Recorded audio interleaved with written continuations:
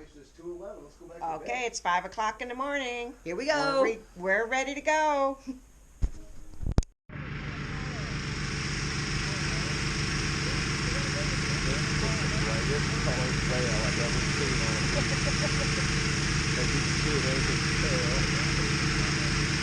don't know how long it's been here. I don't smell anything yet. Ready?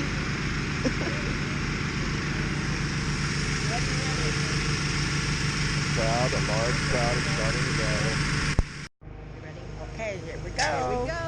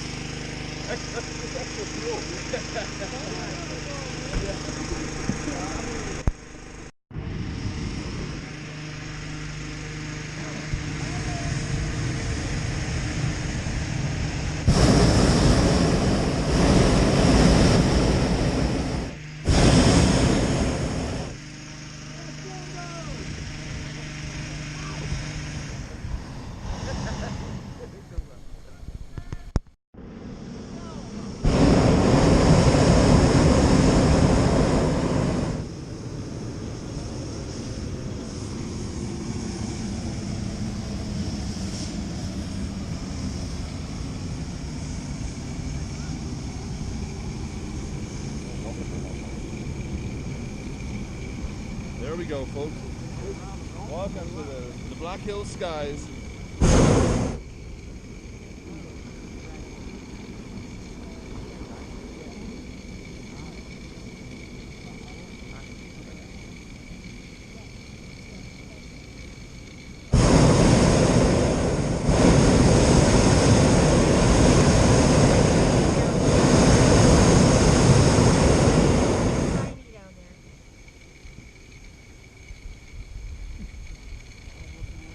I'm getting a little shaky in the knees myself.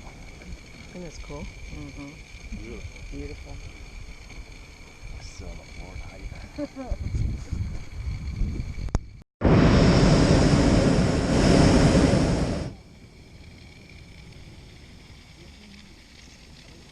How high have you been?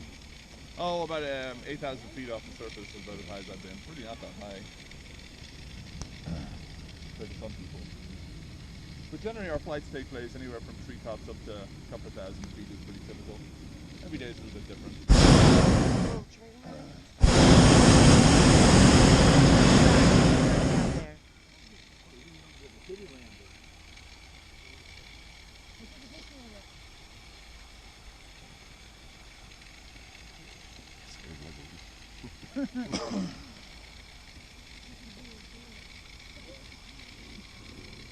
They're still down there watching us. Getaway car to Western Mediterranean Holy Lands. Right now, folks, we're at about 1,000 feet in the air. You're scared of heights, we're at 10 feet.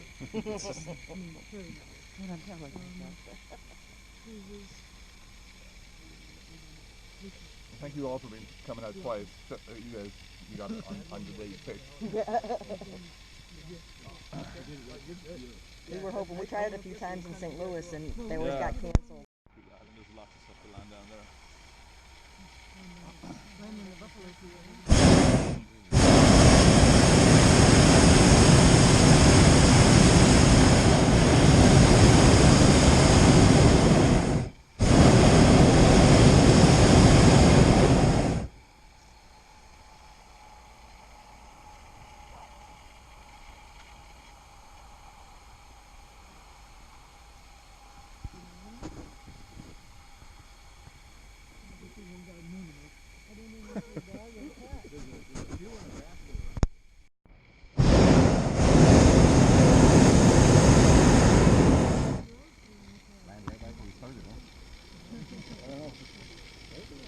Hey Mike, we have a little bit of a box. I'm up here at 2,000 feet up and tracking 45 degrees.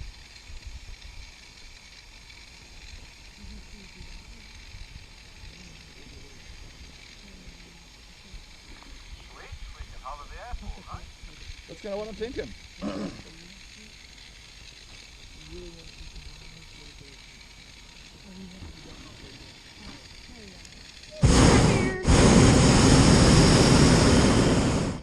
and feet.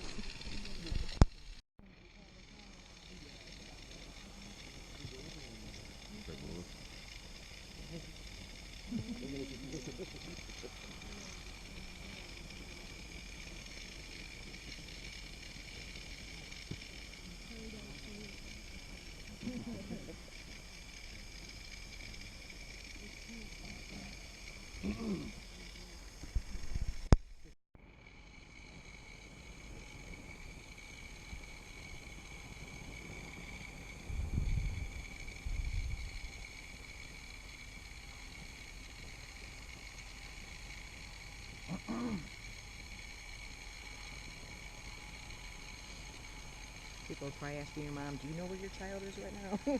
Yeah, really.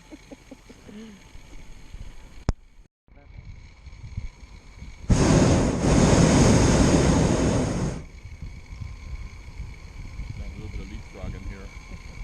We came up and came back, and he came under us, and now he's gone up, and we're going to do it again.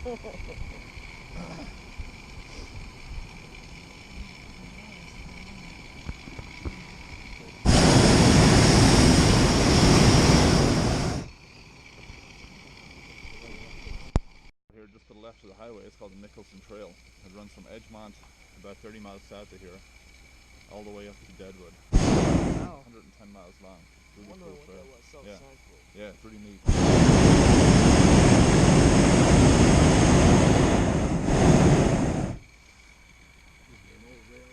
It was an old rail line. Yeah.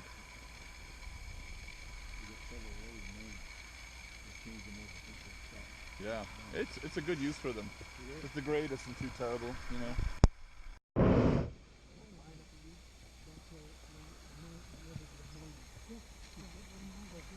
One of my supervisors lives in Rochford. Oh yeah. She woke up like a couple months ago. She got up, went outside, come back in, got some coffee, and she went back out. And a mountain lion was laying on the deck and grabbed her dog and ran off with her dog. Oh, my God. no.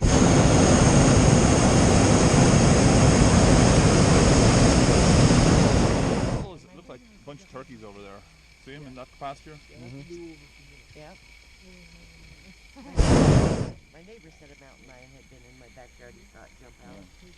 There was one story like that, and they're pretty common up there in Rochford area. But this guy had two dogs. The big dog inside started barking. The little dog was out.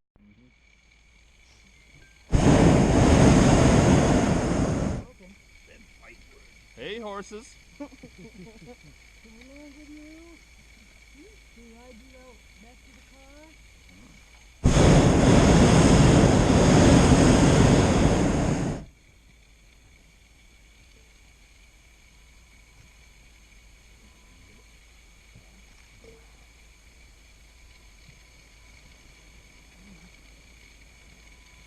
When we land this morning, folks, we're still a little bit away and everything, but don't forget to put your head between your knees and... Oh, sorry, that's a different breed, but never mind. Kiss it goodbye. Now, there's a field up ahead I have in mind. You can't see it yet. It's a kind of a narrow field going left, right of us.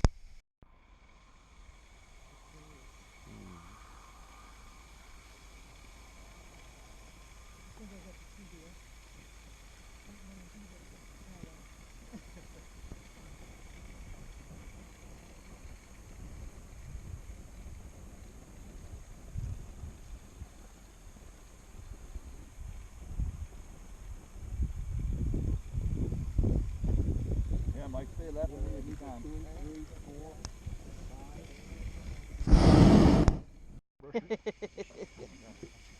5. You missed it. Just a little bit. There's our landing destination. Everybody think left. Oh, there's a hawk in that tree. Yeah, I saw that. Yeah.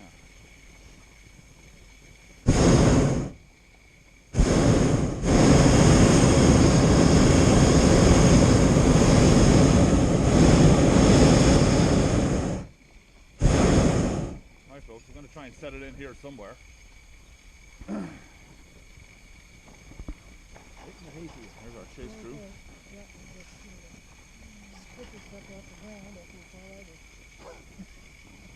Just a reminder to hold on tight. No screaming. Only your pilot is allowed to scream. Oh.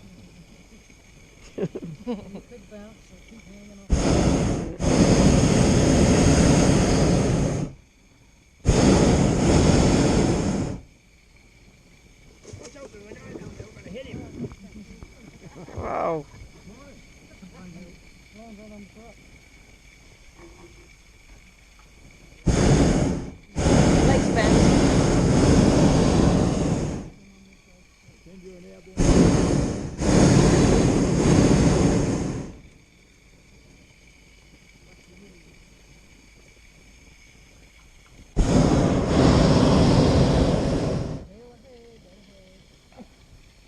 Those things are bad. Balloon arresting devices, bad.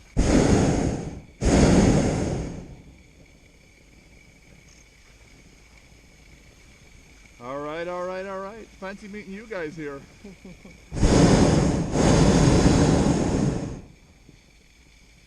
Okay, bend your knees.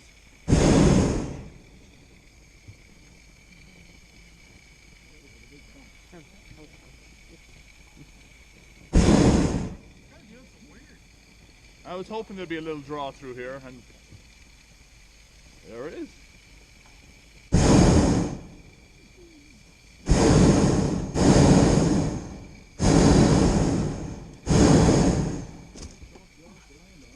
Yeah.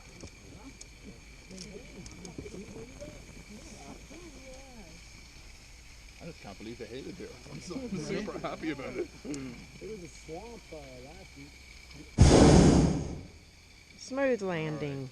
Here comes the landing. Let's slam them down. Yeah, Vance is really good. Oh, Oh, we gotta give you a balance, right? Put it back. Oh my goodness. Velcro saved your lives today, folks. Okay, so we're going to start climbing out one at a time. If you can.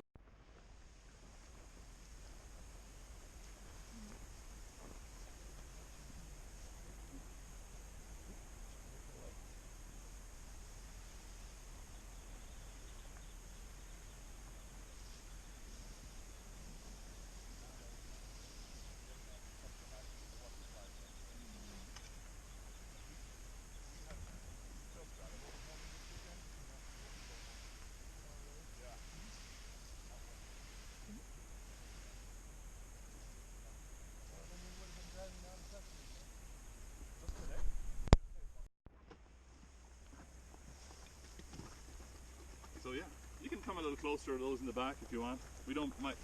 Well, Mike bites a lot. Actually. We've heard stories. Yeah. Okay, so the story begins. The year was 1783. The place was Annonay. Annonay is in the Rhone Valley in the south of France. It is a beautiful place to visit, especially if you like red wine. Rhone Valley is famous for its wines. And these two gentlemen lived there. Their last name Montgolfier. First names Joseph and Etienne. Now Joseph and Etienne were in the paper and textile industry, and they realized looking at a fireplace that little pieces of paper were kind of gently floating up the chimney. And they're very curious about this because they want to see how they can capture this lift. So they think the smoke is pushing this paper up the chimney, so they build a balloon out of whatever leftover textiles they have in the shop. They suspend it from 4 tall poles and build a big smoky fire underneath it. To get it as smoky as possible, they would throw wet straw in there, old shoes, dead animal carcasses. It was a really nice barbecue. It smelled fantastic, I'm sure. Smoke filled the balloon and created a layer of soot on the inside of the fabric. And this actually helped out greatly because it sealed all the hot air in there. So they actually ended up doing themselves a huge favor with this whole deal. So yeah, it was a highly successful experiment. So now they moved the show to the Palace of Versailles, where the first ever passengers took flight in September of that same year. First ever passengers were a sheep, a duck, and a rooster. This is a true story. They were the first ever balloon animals, ladies and gentlemen. Sorry. So they thought where the trees ended, that's where the breathable air ended. They were also familiar of climbers from the French and Swiss Alps having difficulty breathing once they got to higher altitudes. Hence the experiment with the animals. And of course, that was a highly successful endeavor. So now the whole show moves to Paris, France. Royalty is involved. I don't know if you know much about your French history in the late 1700s. King Louis XVI, he was the last king of France. He wasn't known for being a nice guy. He lost his head soon after this because it was just coming up to the French Revolution. But him being such a nice fella and all, thought it'd be a great idea to go down to the Bastille, or the prison, to get some prisoners to go flying, because, you know, he did not care if they lived or if they died. But it actually turned out that a nobleman in King Louis's court volunteered himself. His name was Pilatre de Rosier. Pilatre, pilot. That is where we get the word pilot from, because he was the first. That's a true story. He volunteered a friend to go with him. His name was Co-Pilatre. Oh boy.